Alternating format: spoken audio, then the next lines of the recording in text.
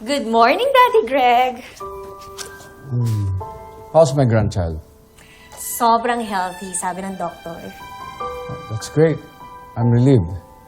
I hope that child's better than the father. And by father, I meant Edward.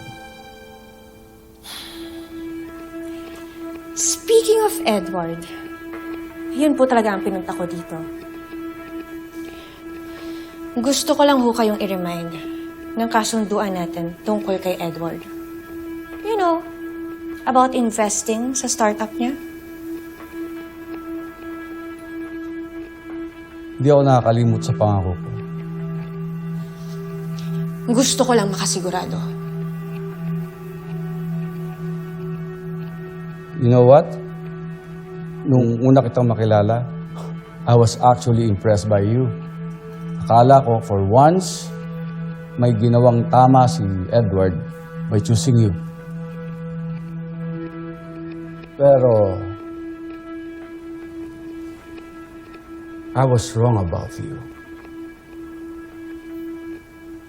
Materialistic ka rin, gaya ng ibang babae.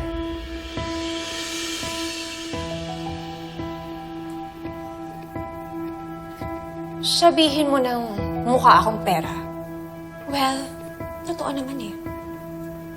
Pero hindi ko to ginagawa para sa sarili ko. Gusto kong ma-secure ang future ng baby ko. Ng apo nyo.